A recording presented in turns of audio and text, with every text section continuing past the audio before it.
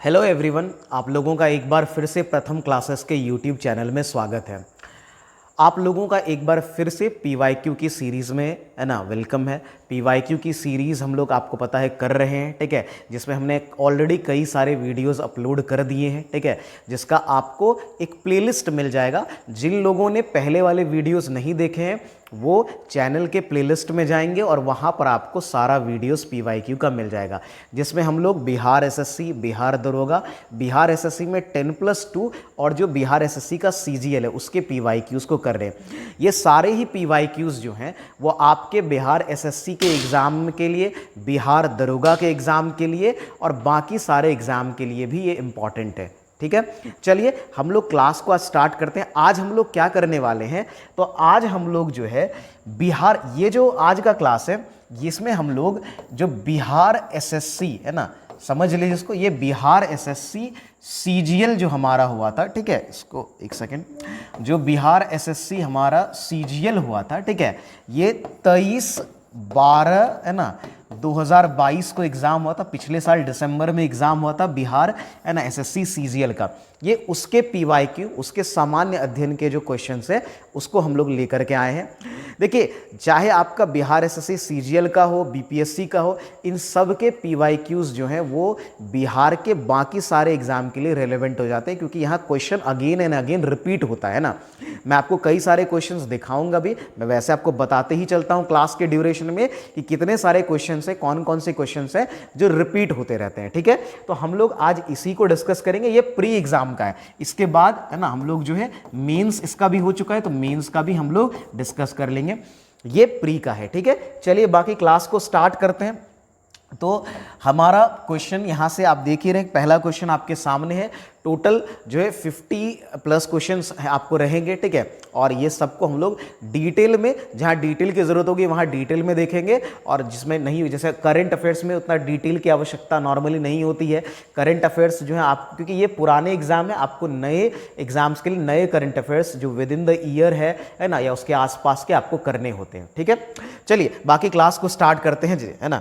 हमारा पहला क्वेश्चन क्या है, जरा पहला क्वेश्चन को देखिए। ये करंट अफेयर्स का ही क्वेश्चन है। पहला क्वेश्चन कह रहा है कि भारतीय रिजर्व बैंक द्वारा 4 मई 2022, यहां पढ़ नहीं होगा, इसको आप को कर लीजिएगा, को है ना, निर्धारित नगद आरक्षित अनुपात, जिसको इंग्लिश में हम लोग कहते हैं कैश रिजर्व रेशियो, है ना, इसी को हम लोग शॉर्ट में क्या बोलते हैं, इसी को हम लोग CRR कहते हैं।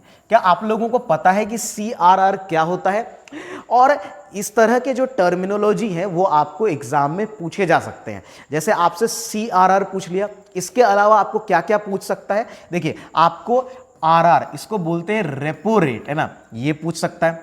आपको RRR, जिसको हम लोग रिवर्स रेपो रेट कहते हैं, ये भी जो है साल, ये आपको एग्जाम में पूछता है। इकोनॉमिक्स के टॉपिक में ये आपसे इंपॉर्टेंट रहता है। अगर इसमें कोई चेंज हुआ है, अमूमन कम चेंज होता है, लेकिन अगर चेंज हुआ है तो वो आपसे एग्जाम में पूछे, जैसे ये चेंज हुआ था 2022 में तो वो आपसे पूछ लेता है।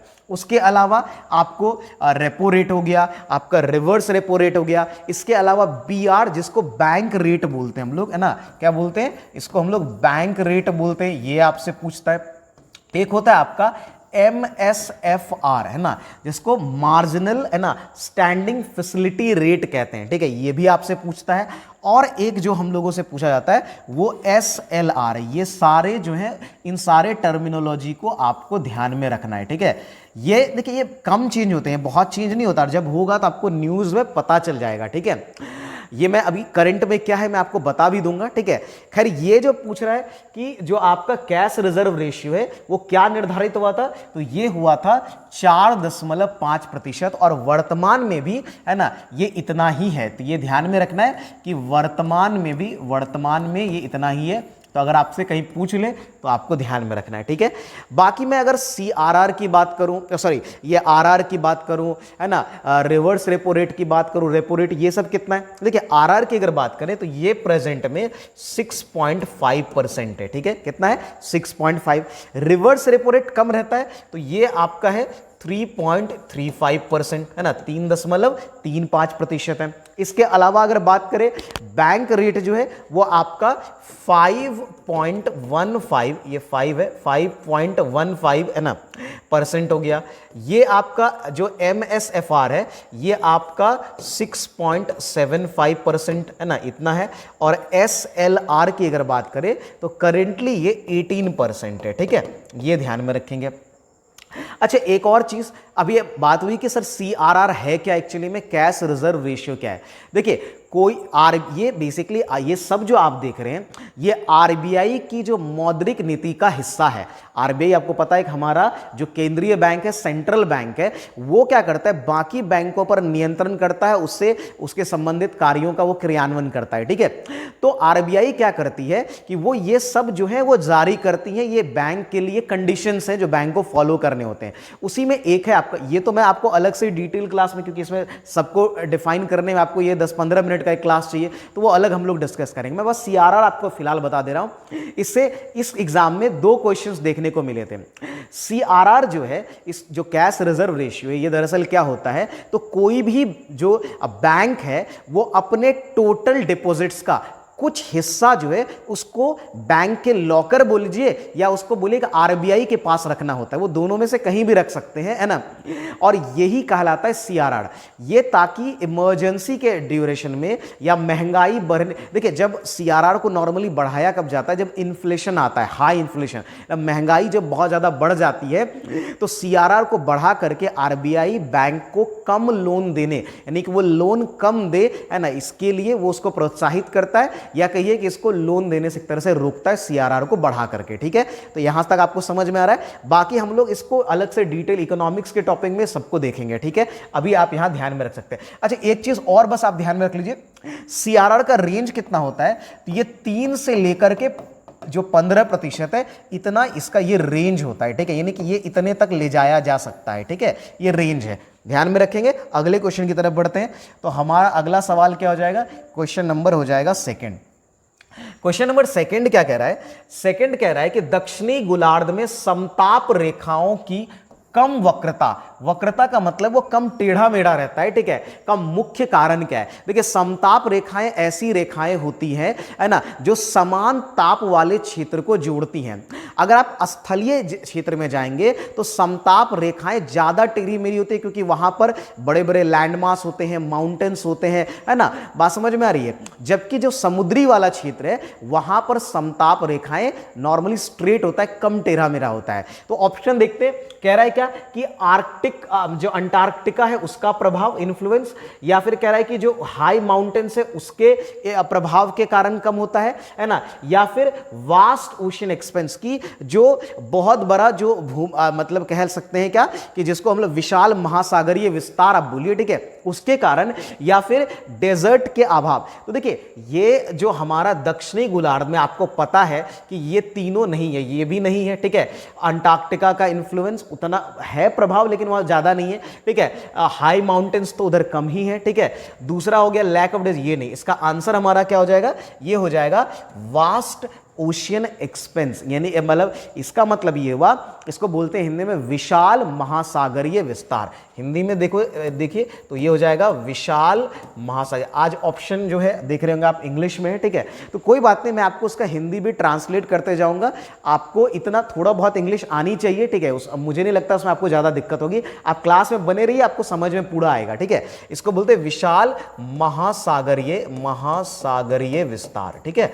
चलिए, महासागरीय विस्तार, ठीक है, आगे बढ़े हम लोग अगले क्वेश्चन को देखते हैं। तो हमारा अगला सवाल क्या हो जाएगा, क्वेश्चन नंबर 3 क्या है, क्वेश्चन नंबर 3 हमारा क्या है, कह रहा है क्या कि निम्नलिखित में से कौन सी संस्था भारत के राष्ट्रीय लेखा आंकड़े, है ना, यानी कि जिसको हम लोग बोलते हैं नेशनल अकाउंट स्टैटिस्टिक्स, राष्ट्रीय लेखा आंकड़े तैयार करता है। आपने क्लास 9-10 में इसके बारे में पढ़ा होगा। यह संस्था है CSO, सेंट्रल स्टैटिस्टिकल, है ना, ऑर्गेनाइजेशन, यानी केंद्रीय सांख्यिकीय संगठन। इसको हिंदी में हम लोग बोलते हैं क्या, इसको बोलते हैं केंद्रीय, है ना, केंद्रीय सांख्यिकीय, है ना, सांख्यिकी, है ना, संगठन, ठीक है, सांख्यिकीय संगठन। ध्यान में रहेगा। तो ये संस्था है ना, यानी कि केंद्रीय सांख्यिकी संगठन जो है, सेंट्रल स्टैटिस्टिकल ऑर्गेनाइजेशन जो है, इसका काम क्या है? इसका काम है भारत के राष्ट्रीय लेखा आंकड़े को तैयार करना, ठीक है, याद रहेगा। बाकी जो ऑर्गेनाइजेशन है ना, जैसे जो आपका पॉलिसी कमीशन है, नीति आयोग है ना, नेशनल सैंपल सर्वे ऑफिस है या रिजर्व बैंक है, वो इससे बिल्कुल लेकिन ये सारे बाकी जो ऑर्गेनाइजेशन है वो भी इंपॉर्टेंट है। उसके बारे में इकोनॉमिक्स के अगेन क्लास में, इकोनॉमिक्स का ही क्वेश्चन है, इकोनॉमिक्स के क्लास में डिटेल में सभी संस्था के बारे में हम लोग पढ़ेंगे, ठीक है। चलिए आगे बढ़ते हैं। अगला हमारा सवाल क्या हो जाएगा? तो अगले क्वेश्चन की तरफ बढ़ते हैं। तो क्वेश्चन नंबर हमारा हो जाएगा 4, है ना। 4 क्या कह रहा है? भगत सिंह का जन्म कहां हुआ? तो ये बहुत आसान है। भगत सिंह का जन्म जो है वो बंगा विलेज है ना, ये कौन सा विलेज है? इसको बंगा गांव कहते हैं। बंगा विलेज जो है वहां हुआ था। कब हुआ था? 1907 में, 1907 में हुआ था। अगर आपको डेट भी याद रखना है तो आप डेट भी याद रख सकते हैं, 27 सितंबर 27 सितंबर 1907 को जो है भगत सिंह का जन्म हुआ था। भगत सिंह की मृत्यु कब हुई थी? आपको पता होगा, उनको फांसी दी गई थी 23 मार्च 1931 को। 3 लोगों को, है ना, जो आपको पता होगा सॉन्डर्स की हत्या के केस में जो है ना, इनको फांसी दी गई थी। 3 लोगों को, भगत सिंह, सुखदेव और राजगुरु को फांसी दी गई थी, ठीक है, 23 मार्च 1931। और आपको पता होगा 23 मार्च को हम लोग क्या मनाते हैं? हम लोग शहीद दिवस भी मनाते हैं, शहीद दिवस। ये पीछे भी आ चुका है क्वेश्चन इससे, ठीक है, तो आप इसको ध्यान में रखेंगे। चलिए अगले प्रश्न की तरफ बढ़ते हैं। हमारा अगला सवाल हो जाएगा क्वेश्चन नंबर 4 क्या कह रहा है कि भारत में हरित क्रांति के जनक कौन है? आपको पता है 1960 के दशक में भारत में जो हरित क्रांति आई थी, जिसमें गेहूं और चावल के उत्पादन पर विशेष जोर दिया गया था, खास करके ये पंजाब वाले क्षेत्र में आया था, ठीक है, आपको ये याद भी होगा। और इसके जनक कौन है? तो ये है MS स्वामीनाथन, है ना। थोड़ा सा यहाँ पे मैं ठीक से लिख देता हूं इसको पूरा। तो ये है MS स्वामीनाथन, इनका नाम जरूर याद रखिएगा। जैसे यहां पर एक और नाम है आपका वर्गीस कुरियन, इनका भी ध्यान में रख सकते हैं। इनको श्वेत क्रांति का जनक कहा जाता है। क्या कहा जाता है इनको? श्वेत क्रांति का जनक, है ना, श्वेत क्रांति का जनक कहा जाता है। जिसको ये किससे संबंधित है? दूध उत्पादन से, है ना, दूध उत्पादन से श्वेत क्रांति संबंध है। और इसका जनक कौन है? वर्गीय। मैंने प्रीवियस वीडियो में, प्रीवियस जो आपका PYQ सीरीज है उसमें एक टॉपिक में मैंने पूरा डिटेल आपको सभी क्रांति के बारे में, नीली क्रांति, पीली क्रांति, है ना, इन सब के बारे में जो है ऑलरेडी बता दिया है, ठीक है। आप प्रीवियस PYQs वाले वीडियोस देखेंगे तो आपको सारा चीज क्लियर हो जाएगा, ठीक है। चलिए आगे बढ़े अगले क्वेश्चन की तरफ, ठीक है। हमारा अगला क्वेश्चन क्वेश्चन नंबर 5 है। क्वेश्चन नंबर 5 जरा देखिए क्या कह रहा है। कह रहा है कि प्रथम, ये आंग्ल हो जाएगा, एंग्लो जिसको बोलते हैं, प्रथम, इसको हिंदी में कर लीजिए आंग्ल, है ना। प्रथम आंग्ल बर्मा युद्ध, है ना। तो पहला आंग्ल बर्मा युद्ध के प्रारंभ के समय भारत का गवर्नर जनरल उस समय कौन था? उस समय जो भारत के गवर्नर जनरल थे, ये बात हो रही है 1824 की बात हो रही है, ठीक है। देखिए जो पहला आंग्ल में ये आंग्ल बर्मा युद्ध है वो 1824 से 26 के बीच चला था, है ना। मैंने ऑलरेडी अगेन फिर से ये भी पीछे देखिए, आप बिहार सीरियल का देख रहे हैं, मैंने जो बिहार SSC का प्रीवियस ईयर डिस्कशन करवाया है, ठीक है, उसमें वो 2022 का ही, इससे पहले हुआ था वो पेपर, ठीक है, जस्ट कुछ समय पहले हुआ था और उसमें ये सवाल पूछा गया है। तो देखिए इसलिए मैं कहता हूं क्वेश्चन बहुत बार रिपीट होता है। क्रांति वाला, हरित क्रांति वाला तो कितनी बार रिपीट हो चुका है, इस तरह के क्वेश्चंस आपको रिपीट होते हैं, ठीक है। ये 1824 से 26 में जो है ये हुआ था पहला। ये पहला किसकी बात हो रही है? ये आंग्ल बर्मा युद्ध। ये जो आंग्ल बर्मा, यहां पे लिख दे रहा हूं, है ना, ये आंग्ल या इसको एंग्लो भी कहते हैं, एंग्लो बर्मा युद्ध बोलते हैं, ठीक है। एंग्लो बर्मा युद्ध की बात हो रही है। इसमें पहला जो है वो हुआ था आपका 1824 से 26 के बीच में, दूसरा 1852 में हुआ था और तीसरा आपका हुआ था 1885 में। तो 1852 ये हुआ था हमारा दूसरा, ठीक है। तीसरा हमारा कब हुआ था? तीसरा हुआ था 1885, है ना, ये हुआ था तीसरा। और इसी के बाद जो है ना, एक तरह से कहिए कि बर्मा पर पूरी तरीके से ब्रिटिश अधिकार स्थापित हो गया, ठीक है। चलिए, तो ये हमने आंग्ल बर्मा युद्ध के बारे में तो देख ही लिया, ठीक है। आगे यहां पर क्या है, तो उस समय गवर्नर जनरल, ये 24-26 की बात हो रही है, तो उस समय गवर्नर जनरल जो थे लॉर्ड एमरेस्ट बने थे, ठीक है। तो कौन बने थे? लॉर्ड एमरेस्ट जो है उस समय गवर्नर। ये सब नाम है, नाम इंग्लिश में हो हिंदी में कोई फर्क नहीं पड़ना चाहिए, ठीक है। तो इसलिए मैंने कहा कि आपको इंग्लिश देख करके हिंदी वाले बच्चे ऐसा ना सोचे कि ये तो इंग्लिश में, और देखिए ये दोनों ही माध्यम के बच्चे आराम से पढ़ सकते हैं। मैं हिंदी ऑलरेडी सबका बताते चलता हूं, क्वेश्चन वैसे हिंदी में लिखा हुआ भी है, ठीक है। चलिए आगे बढ़ते हैं। क्वेश्चन नंबर हमारा हो जाएगा 6 क्वेश्चन नंबर क्या कह रहा है जरा देखिए। क्वेश्चन नंबर 6 हमारा कह रहा है क्या कि राष्ट्रीय खेल दिवस कब मनाया जाता है। अब इससे आसान क्वेश्चन क्या पूछेगा, राष्ट्रीय खेल दिवस जो है वो हम लोग कब सेलिब्रेट करते हैं। अब आप लोग बताइए, बहुत आसान है, कब करते हैं, ये 29 अगस्त को, 29 अगस्त को कहते हैं, है ना। बाकी देखिए दिवस तो आपसे पूछा ही जाता है, दिवस को आप जरूर याद कर लीजिए, है ना। जितने भी इंपॉर्टेंट डेज हैं उसके वो याद कर लीजिए। करंट अफेयर्स के टॉपिक में इसका थीम पूछ दिया जाता है तो आपको दो चीजें देखिए, एक तो दिवस आपका याद होना चाहिए, उसके साथ उसका जो थीम है वो भी इंपॉर्टेंट हो जाता है। तो ये जो बच्चे नए देखो, जो पहले से तैयारी कर रहे हैं उनको ऑलरेडी पता है, जो नए वो ध्यान रखें कि आप दिवस और उसके थीम को जरूर याद करके जाएं, ठीक है, एग्जाम में। चलिए तो अब आगे यहां पर देखते हैं। देखिए जैसे आपका बाकी जो है कि कब और क्या हुआ है, ठीक है। जैसे आप देखिए 25 है ना अगस्त है, सितंबर है, 29 सितंबर है। जैसे अगर मैं बात करूं, ठीक है, 25 सितंबर को क्या सेलिब्रेट करते हैं, तो 25 सितंबर को जो है हम लोग सेलिब्रेट करते हैं दो चीजें। एक तो इंडिया में जो सेलिब्रेट किया जाता है वो अंत्योदय दिवस, तो आप यहां पर ध्यान रख सकते हैं, ये हम लोग यहां पर सेलिब्रेट करते हैं अंत्योदय दिवस, ठीक है। आपको पता होगा कि अंत्योदय का संबंध दीनदयाल उपाध्याय जो हमारे देश के एक महत्वपूर्ण व्यक्ति रहे, है ना,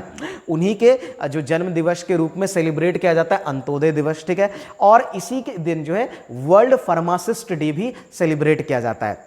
इसके अलावा अगर मैं बात करूं 29 सितंबर को सेलिब्रेट क्या करते हैं, देखिए 29 सितंबर को जो हम लोग सेलिब्रेट करते हैं विश्व हृदय दिवस, क्या करते हैं हम लोग, तो ये वर्ल्ड हार्ट डे है ना, ये हम लोग सेलिब्रेट करते हैं विश्व हृदय दिवस, ठीक है। तो ये भी याद रखना है विश्व हृदय दिवस, ठीक है।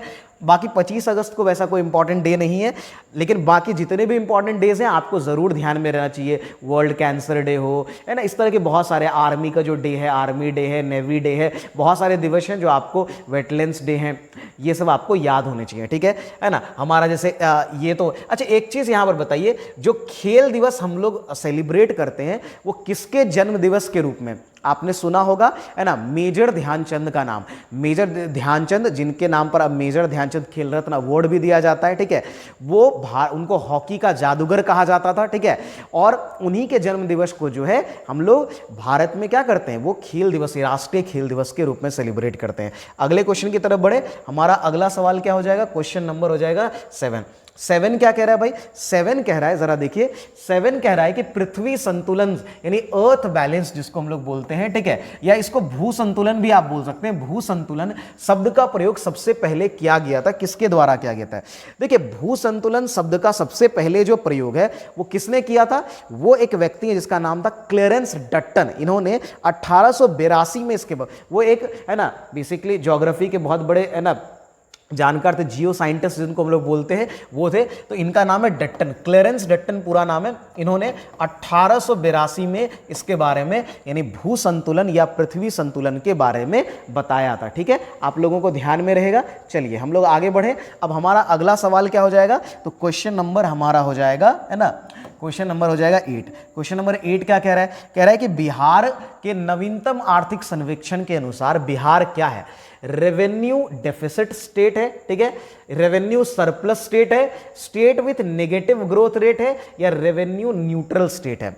देखिए रेवेन्यू जो है आप इसको बोलते हैं राजस्व, है ना, रेवेन्यू को हिंदी में बोलते हैं राजस्व, यानी कि राजस्व घाटा वाला, डेफिसिट का मतलब होता है घाटा वाला, राजस्व सरप्लस का मतलब होता है राजस्व अधिशेष वाला, या फिर जो नकारात्मक ग्रोथ वाला राज्य है, या फिर हमारा रेवेन्यू न्यूट्रल यानी कि राजस्व में उदासीन देश है, ठीक है, राज्य क्या है। देखिए ये थोड़ा इंटरेस्टिंग लगेगा लोगों को जो बिहार के लोग हैं, हम लोग रेवेन्यू सरप्लस हैं।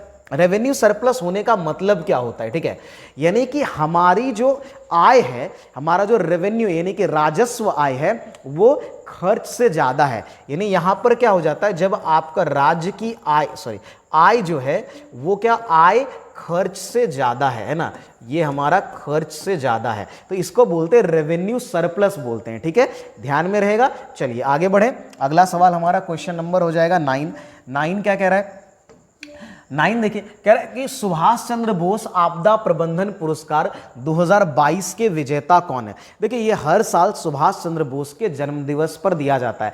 आप लोग अब कमेंट बताएंगे कि सुभाष चंद्र बोस का जन्म दिवस कब है, जन्मदिन कब है और वो कौन से दिवस के रूप में मनाया जाता है, ये आप लोग कमेंट में बताएंगे। खैर, सुभाष चंद्र बोस आपदा प्रबंधन पुरस्कार 2022 जो है वो 2 लोगों को मिला, मतलब एक तो व्यक्ति को मिला था और एक संस्थान को मिला था। तो व्यक्ति में मिला था, वो मिला था विनोद शर्मा को। किसको मिला था? विनोद शर्मा को मिला था। और अगर आप संस्थान की बात करेंगे तो वो मिला था गुजरात आपदा प्रबंधन जो संस्थान है उसको मिला था। किसको मिला था? इनके साथ मिला था गुजरात। लेकिन आपको अब क्योंकि 2023 का भी दे दिया है तो ये उतना इंपॉर्टेंट तो नहीं है मेरे हिसाब से, लेकिन फिर भी जान लीजिए ये है आपका गुजरात आपदा प्रबंधन, है ना, जो संस्थान है आपदा प्रबंधन, इनको मिला था। आपको 23 का याद रखना है। अब 23 का किनको मिला है? ठीक है, 23 में जो है वो दोनों संस्थान को ही मिला है। ठीक है, और वो दोनों संस्थान कौन कौन से हैं? देखिए, एक तो आपका जो है ओडिशा का जो आपदा प्रबंधन है, तो ओडिशा राज्य आपदा प्रबंधन को मिला है। एक तो किसको मिला है? एक तो हमको मिला है ओडिशा, है ना, ओडिशा राज्य आपदा प्रबंधन, है ना, राज्य आपदा प्रबंधन। ठीक है, प्रबंधन इनको मिला है, प्रबंधन को मिला है। ठीक है, प्रबंधन को। उसके साथ यहां जो मिला है एक, ये आपसे इंपॉर्टेंट है, करंट अफेयर्स के टॉपिक में आपसे क्वेश्चन जरूर बन सकता है और किसी न किसी एग्जाम में जो है वो आपको देखने को मिलेगा। एक है लुंगलेई फायर स्टेशन। आपसे इनडायरेक्टली ऐसे भी पूछ सकता है कि ये लुंगलेई फायर स्टेशन कहां पर है? वो मिजोरम में है। तो इनके साथ मिला था, है ना, लुंगलेई। ठीक है, लुंगलेई फायर स्टेशन है। ठीक है, फायर स्टेशन। ठीक है, और ये कहां पर है? ये है मिजोरम का। ठीक है, तो ये भी आपसे मिजोरम। देखिए नाम से आपको बच्चों, ये आपदा प्रबंधन से संबंधित ये अवार्ड है, यानी कि आपदा क्षेत्र में जो है कोई संस्था या कोई व्यक्ति अगर बहुत उत्कृष्ट कार्य करता है, बहुत अच्छा काम करता है, तो उनको ये अवार्ड दिया जाता है। ठीक है, अच्छा, इसमें संस्था को जो है ना, देखिए व्यक्तिगत अगर कोई है तो उसको 5 लाख दिया जाता है। ठीक है, और अगर कोई संस्थान है, ठीक है, तो उसको, जैसे मान लीजिए यहीं पर मैं लिखता हूं, उसको 51 लाख दिया जाता है। ठीक है, तो व्यक्ति को 5 लाख दिया जाता है और संस्थान को जो है वो 51 लाख रुपए दिए जाते हैं। ठीक है, चलिए आगे बढ़े अगले सवाल की तरफ, है ना। तो अगला हमारा प्रश्न क्या है देखते हैं। तो अगला प्रश्न है हमारा मिशन इंद्रधनुष। अब ये कई बार पिछले कई पीवाईक्यूज में ऑलरेडी ये क्वेश्चन आ चुका है कि मिशन इंद्रधनुष का मुख्य उद्देश्य क्या है। तो वो आपका पता है टीकाकरण, वैक्सीनेशन से बच्चों और महिलाओं को, है ना। तो जो बच्चे हैं और जो प्रेग्नेंट विमेन हैं, ठीक है, गर्भवती महिलाएं हैं, उनको कई तरह के इंजेक्शंस दिए जाते हैं। और पहले देखिए आपको यहां पर 2 बात ध्यान में रखना है। एक तो मिशन इंद्रधनुष, कोई भी जो मिशन स्टार्ट होता है उसका डेट, कि मिशन इंद्रधनुष की शुरुआत कब हुई थी, और दूसरा इसमें जो वैक्सीन दिया जाता है वो कितने तरह के वैक्सीन दिए जाते हैं। पहले देखिए इसका इंद्रधनुष इसलिए नाम रखा गया था कि इसमें 7 तरह के वैक्सीनेशंस दिए जाते थे। अभी इंद्रधनुष का 5.0 अभी बहुत समय हो गया। देखिए ये आया था मिशन इंद्रधनुष की, अगर मैं बात करूं, बस आप यहां एक चीज याद रखिए, ये 25 दिसंबर 2014 को लॉन्च हुआ और इसमें अभी वर्तमान में 12 तरह के टीके दिए जाते हैं, यानी कि 12 तरह के रोगों से प्रतिरोध के लिए जो है इनको इंजेक्शन दिया जाता है, टीका लगाया जाता है, बच्चों और गर्भवती महिलाओं को दिया जाता है। पहले ये 7 ही तरीके थे, इसलिए इसका नाम, और ये मिशन इंद्रधनुष के 7 अलग अलग रंगों को रिप्रेजेंट करने के लिए वो उस तरीके से दिया गया था। ठीक है, अगले प्रश्न की तरफ बढ़े तो इसका आंसर क्या था हमारा? Providing vaccination for all children, सभी जो बच्चे और जो गर्भवती महिलाएं उनको टीकाकरण। ठीक है, ये संबंधित है। आगे बढ़े, क्वेश्चन अगला हमारा देखते हैं। आगे हमारा अनुच्छेद 39A किससे संबंधित है? देखिए अनुच्छेद 39A का जो संबंध है वो है कि समान न्याय। आपको पता है कि हमारा जो राज्य के नीति निर्देशक तत्व हैं भाग 4 है, उसी में ये आर्टिकल है, अनुच्छेद है 39A। ठीक है, और इसमें समान न्याय यानी इक्वल जस्टिस, और आपको फ्री, है ना, यानी कि निःशुल्क जो लीगल एड होता है, यानी कि निःशुल्क न्यायिक सहायता जिसको हम लोग बोलते हैं, उसको प्रोवाइड करने की बात की जाती है। ठीक है, तो ध्यान रखना है, ये हो जाएगा equal justice and free legal aid, यानी कि समान न्याय और निःशुल्क, हमारा क्या हो जाएगा, निःशुल्क न्यायिक सहायता जो है, एड जो है वो देने की बात की जाती है। ये हमारा अनुच्छेद 39A में है। ठीक है, आगे बढ़े। देखिए आपको राज्य के नीति निर्देशक तत्व आपको पता होने चाहिए, इससे बहुत सारे क्वेश्चन बन सकते हैं, है ना, जो हम लोग अगेन सिविक्स के टॉपिक में डिटेल में पढ़ेंगे, है ना, आप खुद से भी पढ़ सकते हैं। चलिए, भाषा सम्मान पुरस्कार किसके द्वारा दिया जाता है? देखिए भाषा पुरस्कार सम्मान पुरस्कार जो है वो दिया जाता है साहित्य अकादमी के द्वारा। तो आपको बस इतना याद रख लेना है कि ये कौन देती है? साहित्य अकादमी देती है। इस तरह के भी सवाल बनते हैं तो एग्जाम में आपको ध्यान में रखना है। अगला क्वेश्चन क्या है कि उच्च न्यायालय में न्यायाधीशों की नियुक्ति कौन करता है? प्रेसिडेंट, गवर्नर, है ना, जो हमारे मुख्य न्यायाधीश है चीफ जस्टिस ऑफ इंडिया, या chief justice of high court. तो उच्च न्यायालय में न्यायाधीशों की नियुक्ति का कार्य जो है वो ऑब्वियसली प्रेसिडेंट का। आपको पता है कि जो हाई कोर्ट है वहाँ के न्यायाधीशों की नियुक्ति प्रेसिडेंट के द्वारा की जाती है। किसके द्वारा की जाती है? प्रेसिडेंट। इसके लिए वो जो चीफ जस्टिस ऑफ इंडिया है, यानी कि हमारे जो सुप्रीम कोर्ट के मुख्य न्यायाधीश हैं, ठीक है, उनकी और जो गवर्नर होता है राज्य के, राज्यपाल होते हैं, उनके परामर्श पर करता है। ठीक है। अच्छा, आपसे एक सवाल बन सकता है कि ये जो उच्च न्यायालय के न्यायाधीशों की नियुक्ति से संबंधित कौन सा अनुच्छेद है? तो ये आप याद रखिए, इनकी जो नियुक्ति है इससे संबंधित अनुच्छेद है 217। ठीक है, आप ये याद रख सकते हैं। वैसे अनुच्छेद, बहुत सारे अनुच्छेद इंपॉर्टेंट है, मैं उसकी एक डिटेल जो है बहुत जल्दी आपके लिए क्लास लेकर के आऊंगा, जिसमें सारे ही इंपॉर्टेंट अनुच्छेद को हम लोग पढ़ेंगे, जिसको जानना बहुत जरूरी है। एग्जाम में बहुत सारे क्वेश्चंस बनते हैं इससे। ठीक है, चलिए आगे बढ़ते हैं। अगले सवाल है ना, क्वेश्चन नंबर हमारा आई थिंक 14 हो जाएगा। ठीक है, चलिए हमारा सवाल क्या है कि राष्ट्रीय मानवाधिकार आयोग का अध्यक्ष किसे नियुक्त किया जाता है? नेशनल ह्यूमन राइट कमीशन, यानी कि NH, इसको बोलते हैं NHRC। ठीक है, तो NHRC जो है, इसका जो अध्यक्ष होता है वो कौन होता है? देखिए वो होता क्या है, यहां पर क्या है, retired chief justice of India, है ना, बिल्कुल, जो हमारा सुप्रीम कोर्ट है, यहां सुप्रीम कोर्ट भी लिख सकता था, या तो यहां पर लिखा है retired chief justice of India लिखता, या सुप्रीम कोर्ट लिखता। ठीक है, यानी कि हमारा जो है ना जो उच्चतम न्यायालय, जिसको हिंदी में उच्चतम न्यायालय कहते हैं, अगर वो लिखता तो आंसर वही होता। तो यही है। ठीक है, देखिए जो उच्चतम न्यायालय है, यानी कि हमारा जो सुप्रीम कोर्ट है, उसके जो रिटायर्ड मुख्य न्यायाधीश हैं, ये ध्यान रखिएगा, उसके जो मुख्य न्यायाधीश, जज नहीं, उसके जो चीफ जस्टिस मुख्य न्यायाधीश हैं, वो जो है वो NHRC जो है इसके अध्यक्ष नियुक्त किए जाते हैं। अब आपसे ये पूछ सकता है कि NHRC कब बनी थी? ये 1993 में बनी थी। ये भी कई बार सवाल पूछा गया है। 1993 में जो है ये NHRC बनी थी। ठीक है, ये इसमें जो इसके एक सदस्य, एक प्रेसिडेंट होता है और 4 इसमें अतिरिक्त सदस्य होते हैं, यानी 5 मेंबर मेनली होता है। ठीक है, ये एक वैधानिक निकाय है, आपको ध्यान में रखना, स्टैट्यूटरी जो है बॉडी है। ठीक है, ये सब आपको पॉइंट में ध्यान में रख लेना है, वैधानिक निकाय। आगे बढ़ते हैं, चलिए अगला प्रश्न क्या है हमारा? अगला प्रश्न है किस संशोधन अधिनियम द्वारा भारतीय संविधान में ट्रिब्यूनल जो है उसको जोड़ा गया था? तो देखिए ट्रिब्यूनल पहले एग्जिस्ट नहीं करता था। जो हमारा 42वां संविधान संशोधन हुआ है ना, उसमें ट्रिब्यूनल को जोड़ा गया। इसको हिंदी में कहते हैं न्यायाधिकरण। इसको क्या बोलते हैं? न्यायाधिकरण हिंदी बोलते हैं। और ये यहां पर एक सवाल आप याद, मतलब एक पॉइंट याद रख सकते हैं, ट्रिब्यूनल जो है हमारे संविधान का अनुच्छेद अगर आपसे पूछ ले तो ये 323 A और B इससे रिलेटेड है। मतलब 323 का A और B जो है वो इससे ट्रिब्यूनल से संबंधित है। और 42वां संविधान संशोधन कब हुआ था? सबको पता है, इंदिरा गांधी ने किया था 1976 में। और ये आज तक का सबसे बड़ा जो है वो संविधान संशोधन है, क्योंकि इसको मिनी कॉन्स्टिट्यूशन भी कहा जाता है, क्योंकि इंदिरा गांधी ने इसमें बहुत सारे बदलाव कर दिए थे। ठीक है, ये ध्यान में रखना है। चलिए, ये एक अर्ध न्याय यानी कि सेमी जुडिशियल ऑर्गेनाइजेशन इसको बोलते हैं, अर्ध न्यायिक संस्था है। आप ये भी नोट कर सकते हैं, क्या है? अर्ध न्यायिक। ठीक है, आगे बढ़े। हमारा अगला सवाल क्या हो जाएगा तो देखते हैं।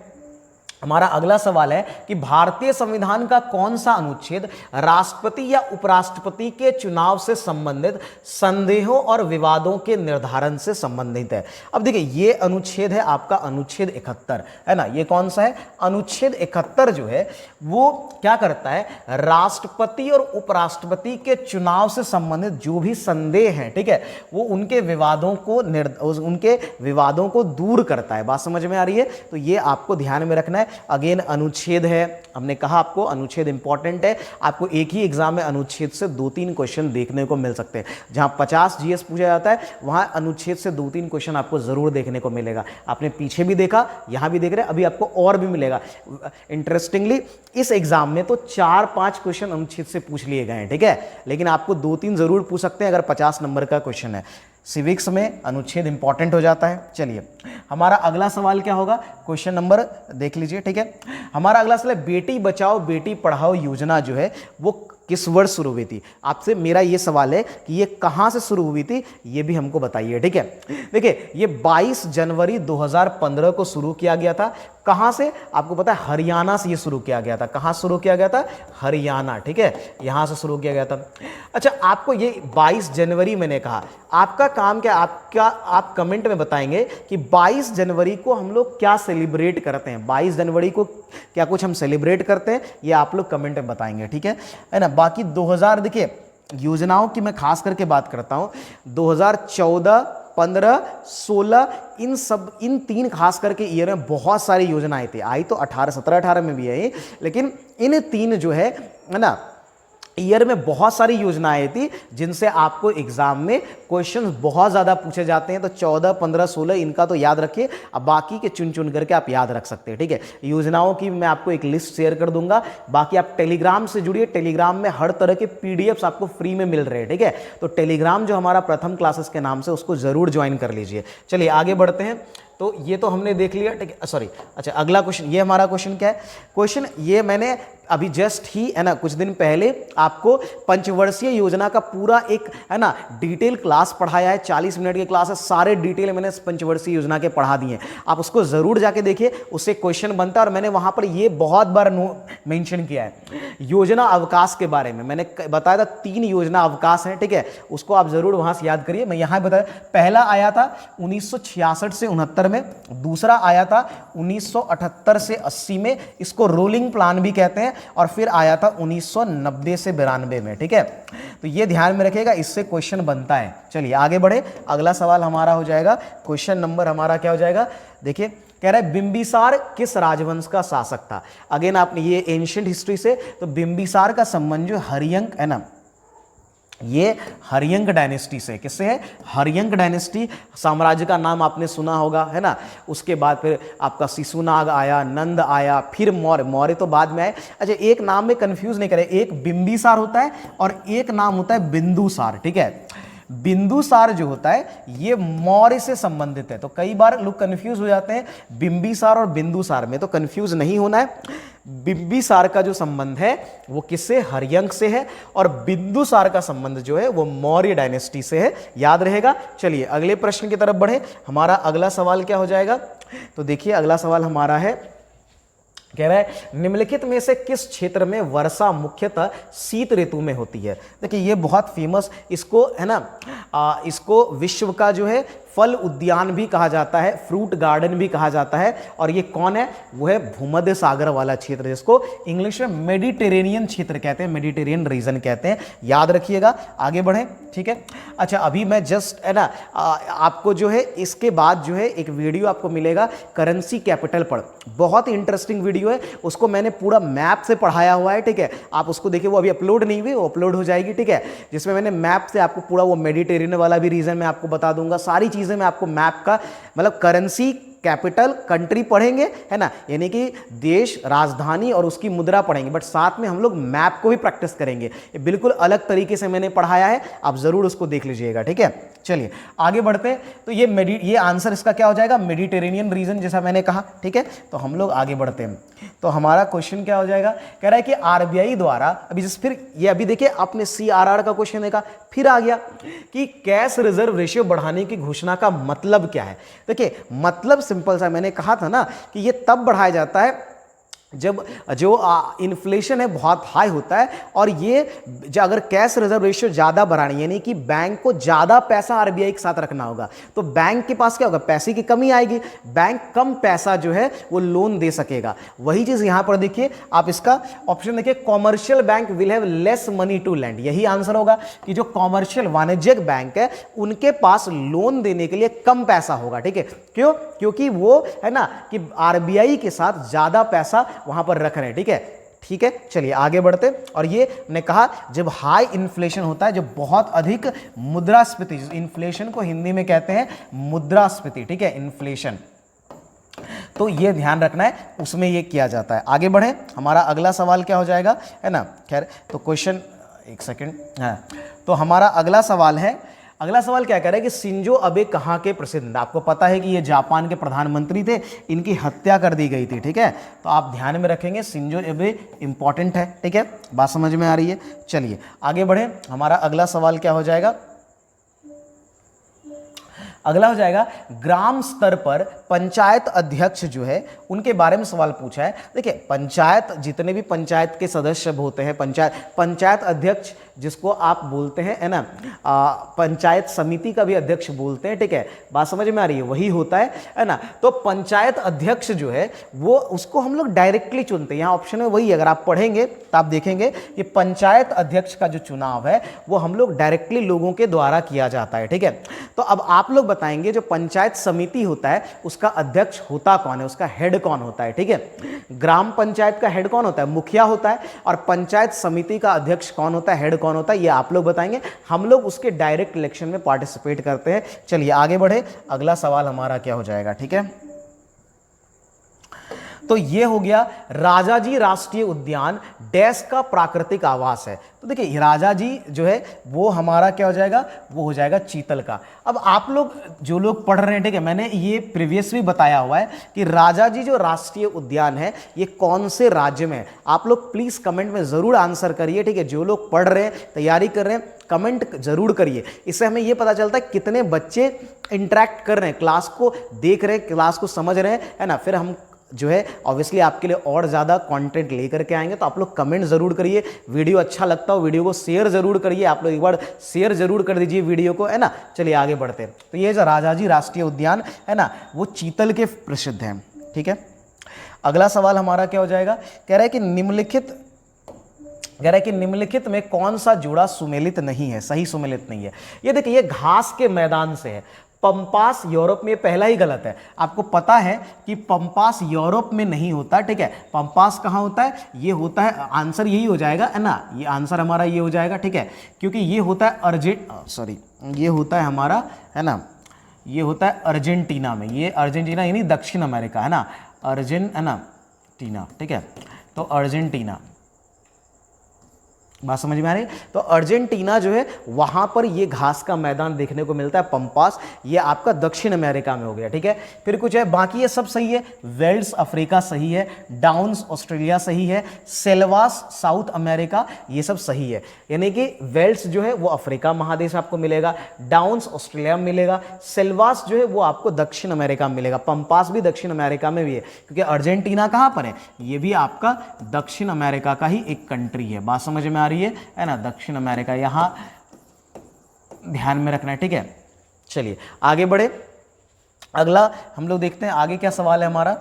तो आगे के क्वेश्चन को देखते हैं। कह रहा है क्या कि हाल में ही भारतीय पुरातत्व सर्वेक्षण के द्वारा जो है, ठीक है, कौन से राज्य के बांधवगढ़ टाइगर रिजर्व, ठीक है, में जो है स्थलों की खोज की गई है। देखिए, पहले बांधवगढ़ टाइगर रिजर्व बहुत फेमस है, इसी से आप आंसर बता सकते हैं। ये क्या हो जाएगा, ये मध्य प्रदेश हो जाएगा।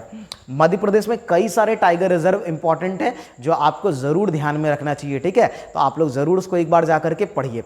तो बांधवगढ़ टाइगर रिजर्व जो है वो मध्य प्रदेश में है, और यहां पर क्या खोजा गया था, देखिए यहां पर बौद्ध गुफा और स्तूपों की खोज की गई है इसी टाइगर रिजर्व में। तो आपको ये याद रखना है, बौद्ध गुफाओं और स्तूपों की खोज हुई है। ठीक है, आगे बढ़े, है ना। अगला सवाल हमारा क्या हो जाएगा, तो अगला सवाल है जगदीशपुर बिहार में 1857। ये तो बिहार के एग्जाम में इतनी बार पूछा है। कौन है भाई, ये है कुंवर सिंह। कि बिहार में 1857 की क्रांति के नेता बिहार में कौन थे, आरा से, है ना, हमारे जो है वीर कुंवर सिंह सिंह थे, बहुत प्रसिद्ध नाम है, ठीक है।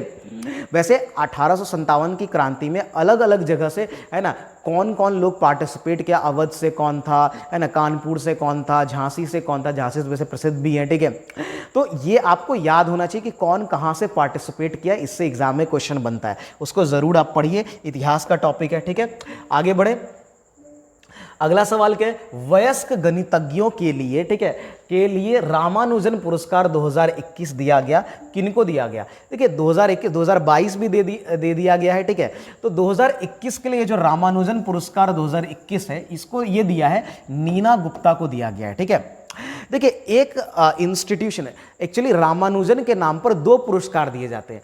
एक पुरस्कार जिसको सिर्फ रामानुजन पुरस्कार कहते हैं, और इसको देता है एक संस्था जिसको बोलते हैं ICTP, है ना, ICTP, ठीक है। दरअसल इसका नाम जो है वो ये है क्या, इंटरनेशनल सेंटर, ये बेसिकली इस अगर संस्था का नाम देखेंगे ICTP का, तो इसको बोलते हैं international centre for theoretical physics. क्या बोलते हैं? ये अंतर्राष्ट्रीय, basically international centre for theoretical physics जो है, इस नाम से एक संस्था है, इटली की संस्था है। ये कहाँ की है? इटली के द्वारा, ये इटली में एक संस्था है, ठीक है, उसके द्वारा दी जाती है। बात समझ में आ रही है? ये 2021 में नीना गुप्ता को दिया गया था। 2022 में किसको दिया गया, ये आपके लिए इंपॉर्टेंट है, वो मोहम्मद मुस्तफ़ा पतन नाम था उसका। 2022 के लिए किसको दिया गया है? इनका नाम था मोहम्मद, है ना, मोहम्मद मुस्तफ़ा, है ना, मुस्तफ़ा पतन, ठीक है, मुस्तफ़ा पतन, इनका थोड़ा अलग नाम है ना, पतन, इनको दिया गया था, ठीक है। अभी मैंने कहा ना कि रामानुजन के नाम पर एक और पुरस्कार दिया जाता है, उसको शस्त्र रामानुजन पुरस्कार कहा जाता है। क्या कहा जाता है उसको? शस्त्र रामानुजन। देखिए इस रामानुजन पुरस्कार की जो है शुरुआत जो है 2005 से हुई, और जो एक और मैंने कहा, मैं वहाँ लिख भी दे रहा हूँ, एक है आपका शस्त्र रामानुजन, ये भी पूछा जाता है, शस्त्र, ये तो 2023 का भी घोषणा हो गया। रामानुजन, रामानुजन जानते ही हैं, भारत के ही नहीं, वो विश्व के सर्वश्रेष्ठ मैथमेटिशियन के रूप में वो बहुत प्रसिद्ध हैं, है ना, ठीक है। तो वो भारत के ही नहीं बल्कि विश्व के सर्वश्रेष्ठ मैथमेटिशियन के रूप में प्रसिद्ध हैं, है ना। उन्हीं के नाम पर ये अवार्ड दिया जाता है, शस्त्र रामानुजन पुरस्कार। ये भी 2005 में ही शुरू किया गया था, ठीक है, 2005 में ये भी शुरू किया गया, ठीक है। अभी 2023 का ये अवार्ड दे दिया गया है ना, 2023 का किसको दिया गया है? देखिए उसका नाम है रुक्सियांग, है ना, सॉरी रुइक्सियांग झांग, है ना, इसका नाम थोड़ा है रुइक्सियांग, है ना, रुइक्सियांग झांग, ठीक है, यांग झांग, है ना, झांग, ये नाम है। तो ये नाम आप ध्यान में रख सकते हैं। आगे बढ़ते हैं, है ना, आप लोग नोट करते चलेंगे, स्क्रीनशॉट लेते चलेंगे, जो भी आपको सुविधा लगे, ठीक है। आगे हमारा है भारतीय रेलवे, है ना, कह रहा है क्या ने हावड़ा कालका मेल, ये भारतीय रेलवे का एक बहुत पुराना पार्ट है, ठीक है। हावड़ा कालका मेल जो है, ये कह रहा है कि इसका नया नाम क्या दिया है? ये सुभाष चंद्र बोस के नाम पर दिया है, नेताजी एक्सप्रेस, ठीक है। तो ये आप ध्यान में रख लेंगे। आगे बढ़े, ठीक है, चलिए, तो ये सब आपको ध्यान में रखना है। आगे हमारा सवाल क्या है? कह रहा है निम्नलिखित में से किसने आत्मकथा ऑन बोर्ड, है ना, on board test trial and triumph my years in BCCI लिखी? ये BCCI के सदस्य रह चुके, इनका नाम है रत्नाकर शेट्टी। कौन है? रत्नाकर शेट्टी। तो ये किताब कुछ कुछ पूछ लिया जाता है, करंट अफेयर से रिलेटेड ये सवाल है, और कुछ पुराने किताब भी पूछते, उसका भी लिस्ट आपको बहुत जल्दी मिल जाएगा। बाकी आप लोग किसी बुक से भी याद कर सकते हैं, है ना, ठीक है। आगे बढ़ते, कह रहे संविधान के किस अनुच्छेद में मुख्यमंत्री को मंत्रिपरिषद का अध्यक्ष तथा राज्यपाल को सहायता एवं सलाह देने के प्रावधान की बात की है?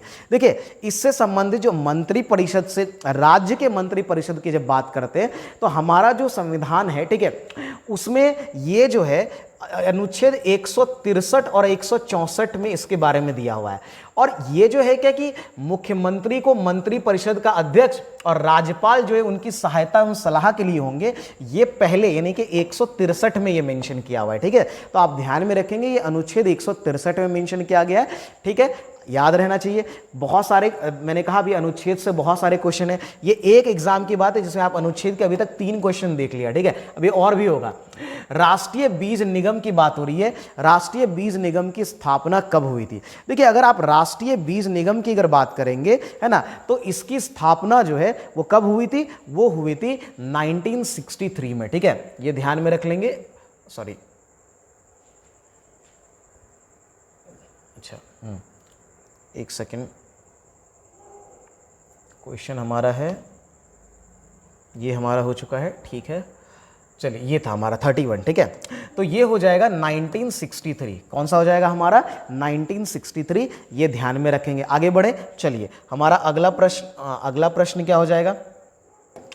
तो हमारा अगला सवाल हो जाएगा, ठीक है, 32 कह रहा है कि हेलसिंकी जो है वो किसकी राजधानी है? मैंने कहा भी राजधानी पर आपको सवाल जरूर पूछेगा। मैंने उसकी एक लिस्ट बनाई है, वो मैंने आपको पढ़ा भी दिया है। ठीक है, अभी वीडियो अपलोड नहीं हुआ है, वो जल्दी आ जाएगा, आप उसको ज़रूर देखिएगा। ठीक है, और उस तरीके से आज तक किसी ने नहीं पढ़ाया होगा, इसकी मैं गारंटी देता हूँ। ठीक है, खैर चलिए आगे बढ़ते हैं। तो ये किसका? ये फिनलैंड की राजधानी है हेलसिंकी। वैसे अगर आप देखें तो आइसलैंड की राजधानी क्या है? आइसलैंड की राजधानी है, इसको बोलते हैं रिकजैविक। ठीक है, इसको क्या बोलते हैं हम लोग? रिकजैविक, है ना, रिकजैविक। ठीक है, रिकजैविक बोलते हैं। लिथुआनिया की अगर बात करें तो देखिए, लिथुआनिया की जो राजधानी है उसको विल्नियस बोलते हैं। क्या बोलते हैं हम इसको बोलते हैं विल्नियस। ठीक है, विल्नियस बोलते हैं। ठीक है, अच्छा, लैटविया की राजधानी क्या है? इसको बोलते हैं रीगा। तो आप लोग राजधानी और उसकी करेंसी भी पता होनी चाहिए। आप लोग बताइएगा, हेलसिंकी यानी कि फिनलैंड की राजधानी है, तो फिनलैंड की करेंसी का नाम क्या है? आप लोग कमेंट में बताएंगे, है ना। फिनलैंड के बारे में एक और पॉइंट इंपॉर्टेंट है, अभी वो नेटो का, है ना, वो क्या है, रिसेंट मेंबर बना है, 31st मेंबर। नेटो में पहले 30 सदस्य थे, अब उसका 31वां सदस्य जो है वो फिनलैंड ही बना है, ये भी याद रखेंगे, है ना। चलिए, डिटेल क्लास रहता तो मैं आपको और भी डिटेल बताता, ये PYQ क्लास है। ठीक है, तो हमें इसको लिमिट करके ही पढ़ना है। ठीक है, चलिए आगे बढ़ें। अगला सवाल क्या है? कह रहा है भारत का पहला पूर्णतः हरित हाइड्रोजन प्लांट राष्ट्र को समर्पित किया गया। तो पूर्ण रूप से हरित हाइड्रोजन यानी ग्रीन हाइड्रोजन प्लांट जो है वो असम का जोरहाट वहां पर किया गया। कहां पर किया गया? असम का। करंट अफेयर्स का क्वेश्चन है, याद रखिएगा। करंट अफेयर्स के वीडियोस बहुत जल्दी इस चैनल पर अपलोड होने शुरू हो जाएंगे, वीकली या और मंथली, ये दो तरह के करंट अफेयर्स जो है बहुत जल्दी इस चैनल पर अपलोड होंगे, आप लोग उसके लिए भी तैयार रहिए। ठीक है, आगे बढ़ते हैं। तो आगे हमारा है 34, कह रहा है क्या कि निम्नलिखित में से किस देश का मानव विकास सूचकांक 2021 में भारत से ज्यादा था? देखिए, भारत से ज्यादा तो उस समय श्रीलंका का इन सबसे ज्यादा था उस समय। ठीक है, तो भारत से भी ज्यादा था, और भारत का उस समय 131 था आई थिंक। ठीक है, अभी वर्तमान में कितना है? 132। आपको वर्तमान वाला याद रखना है। तो वर्तमान में भारत का जो ये मानव विकास सूचकांक है, जिसको हम लोग इंग्लिश में HDI इंडेक्स बोलते हैं, अभी वर्तमान में ये कितना है? तो वर्तमान में 132 है ना, आउट ऑफ 191 देश, 190। तो बहुत अच्छा रैंक तो नहीं कहेंगे। ठीक है, ये रैंक उतना अच्छा नहीं है, और इवन श्रीलंका जैसे देश भी हमसे आगे हैं इसमें। ठीक है, चलिए आगे बढ़े। तो हमारा अगला सवाल करंट अफेयर्स का क्वेश्चन है, इंडेक्स से सवाल पूछता है, याद रखिएगा, इंडेक्स इंपॉर्टेंट है। चलिए, तंजौर का राजेश्वर मंदिर किसने? देखिए, तंजौर का जो राजेश्वर मंदिर है ये चोल सम्राटों ने, ये चोल ने बनवाया था। इसको बनवाया किसने था? राजा राज प्रथम ने। किसने बनाया था? राजा राज प्रथम ने। और ये आपको पता है कि ये एक यूनेस्को हेरिटेज साइट है, यानी कि जो है यूनेस्को का एक, है ना, ये क्या कहिएगा, ये यूनेस्को का एक वर्ल्ड हेरिटेज साइट है। तो आप इसको ध्यान में रखिएगा, बात समझ में आ रही है? ठीक है, और चोला मंदिर पूरा एक चोला मंदिर ही कहा जाता है, उसमें से एक मंदिर ये है, और भी मंदिर जो है बहुत फेमस है। ठीक है, आगे बढ़े। अगले सवाल, ये हिस्ट्री का टॉपिक है। ठीक है, तो मैं आपको बताते जा रहा हूँ कहाँ से आपको क्या क्या पढ़ने, क्या क्या टॉपिक आपसे पूछ रहा है। ठीक है, विपक्षी दल के नेता को सदन में विपक्ष के नेता के रूप में मान्यता प्राप्त करने के लिए कितनी सीटों का आवश्यकता है? अगेन ये सवाल पूछा जा चुका है पहले के एग्जाम में, इससे पहले के बिहार के एग्जाम में, इसलिए PYQ बहुत इंपॉर्टेंट है। एक तो पैटर्न समझने के लिए, और कई बार PYQ डायरेक्टली पूछ लिया जाता है। और ये कितना होता है? मैंने ऑलरेडी इसको डिस्कस किया हुआ है, ये होता है 1/10, यानी कि 1/10 चाहिए। कुल सीट का 1/10 भाग चाहिए। ठीक है, आपको विपक्ष में आने के लिए, विपक्ष में बने रहने के लिए। ठीक है, चलिए आगे बढ़ते हैं। आगे क्या है? आगे भारतीय संविधान के 8वीं अनुसूची में कितनी भाषाओं की, ये तो बहुत साधारण सी बात है। एक तो आपको अनुसूची सारी याद होनी चाहिए कि किस अनुसूची में कौन से विषय को रखा गया है और कितनी भाषाएं। तो भाषाएं हम सबको पता है कि 22 है। पहले 14 भाषाओं को जोड़ा गया, फिर आपका 2 बार संविधान संशोधन के द्वारा जो है बाकी भाषाओं को जोड़ा गया। ठीक है, याद रहेगा। चलिए आगे बढ़े।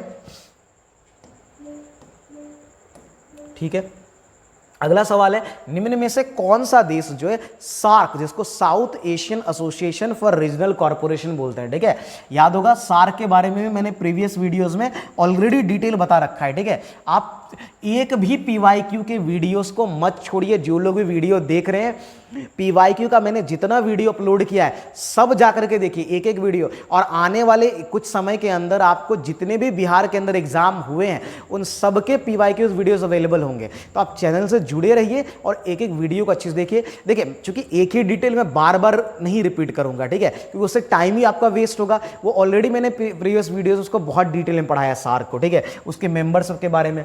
इसमें कौन नहीं है, तो क्लियरली मलेशिया इसका सदस्य नहीं है, मालदीव से श्रीलंका, अफगानिस्तान ये लोग है। ठीक है, सार्क की स्थापना कब हुई, मेंबर क्या हुआ, वो सब ऑलरेडी डिस्कस्ड है। आप लोग जरूर प्रीवियस वीडियो देखिए। ठीक है, आगे बढ़ते हैं। कह रहा है क्या कि डैश राज्य के शिवराजपुर तट को ब्लू फ्लैग सर्टिफिकेट दिया गया।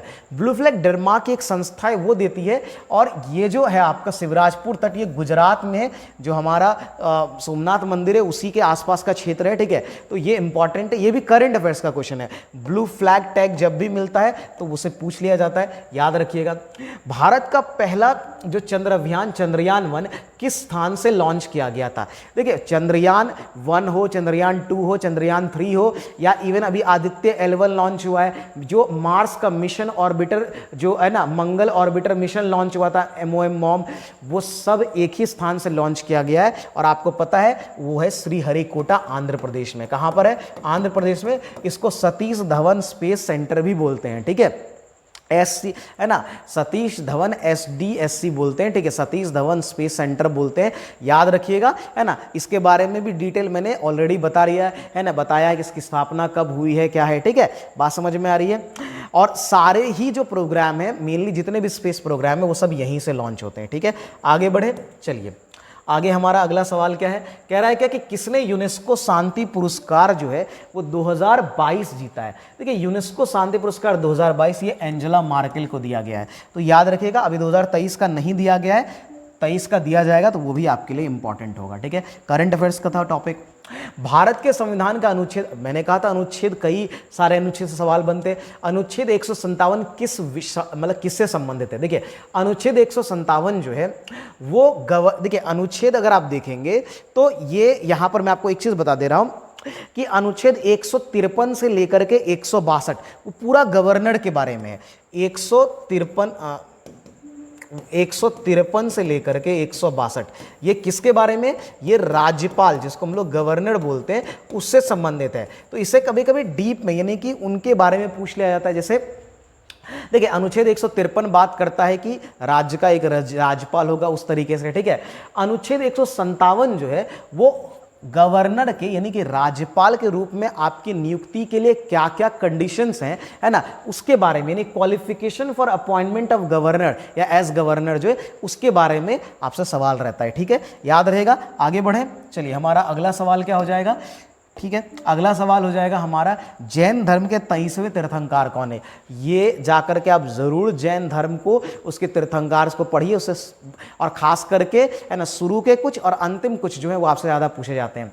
वो कौन है, वो पार्श्वनाथ। ये तो कई बार पूछ लिया गया है। ठीक है, महावीर स्वामी सबको पता है, ये 24वें हैं। ठीक है, लास्ट अंतिम है। एक है कुंथुनाथ और एक है ना, कुंथुनाथ जो ये 17वें हैं। ठीक है, कुंथुनाथ, और सुपार्श्वनाथ जो है ये 7वें हैं। तो ये सब आपको याद होना चाहिए, एग्जाम में बार बार इससे क्वेश्चन पूछा जाता है। ठीक है, चलिए आगे बढ़ें।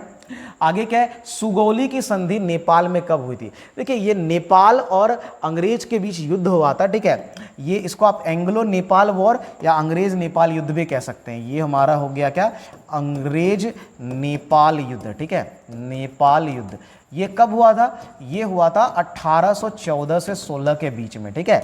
और इसी समय 1816 में ही सुगौली की संधि हुई थी, ठीक है, जिसके द्वारा नेपाल के बॉर्डर को निर्धारित किया जाता है, ठीक है।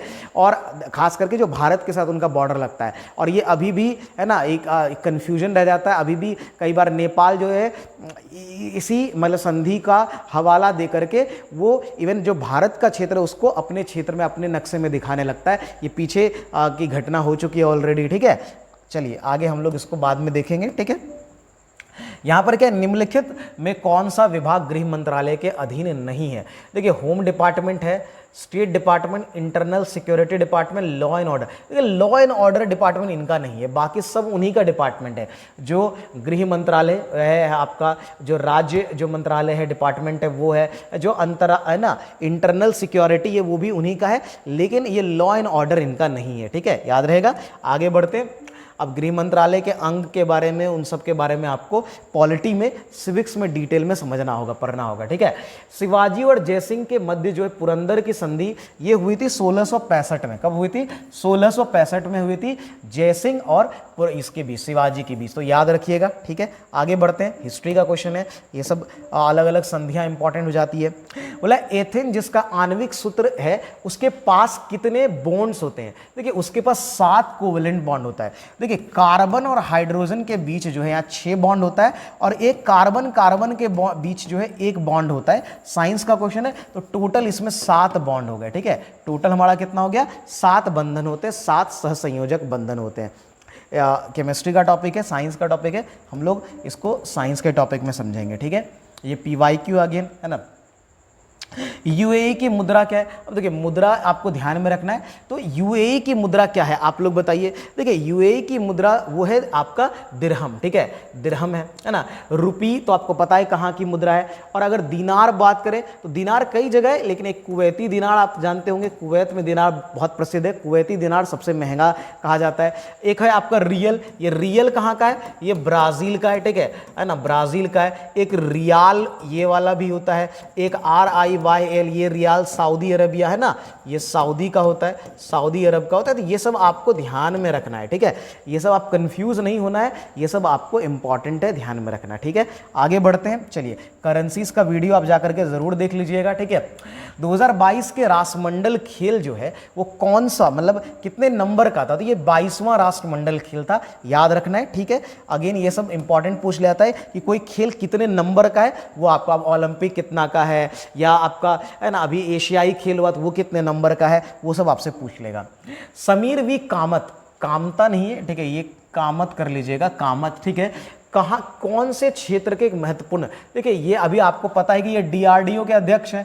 तो यहाँ पर एक प्रोटेक्ट से ज़्यादा जो बेहतर वर्ड है वो होता है डिफेंस, है ना। यहाँ प्रोटेक्ट ले लिया है, ठीक है, तो ये होना चाहिए था डिफेंस, ठीक है, यानी जिसको हिंदी में कहते हैं रक्षा। और ये अभी DRDO के हेड भी हैं, समीर वी कामत जो है, ये प्रेजेंट में आपको पता है कि DRDO जो है, ठीक है, ये हमारा जो रक्षा विभाग है, ठीक है, उसकी एक संस्था है ना।